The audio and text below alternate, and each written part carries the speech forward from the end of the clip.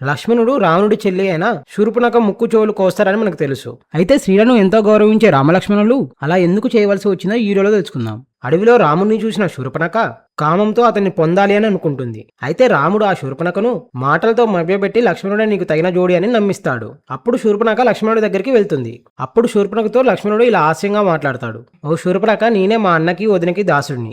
నన్ను నీవు పెళ్లాడితే నీవు కూడా వాళ్ళకి దాసిగా మారుతావు. కాబట్టి మా అన్నకే రెండో భార్యగా ఉండు అని అంటారు. లక్ష్మణుడు ఆట పట్టిస్తున్నాడని గ్రహించిన ఆ శూర్పణఖ లక్ష్మణుడు మాటలు నమ్మి తిరిగి రాముడి దగ్గరికి వెళ్లి రామునితో ఇలా అంటుంది. ఓ రామా, నీ భార్యను నువ్వు చూస్తుండగానే తినివేసి ఆ తర్వాత నిన్ను పొందుతాను. అప్పుడు నాకు ఎలాంటి సౌతిపోరు ఉండదని రామునితో అని శూర్పణఖ సీతమ్మపైకి దాడికి వెళ్తుంది.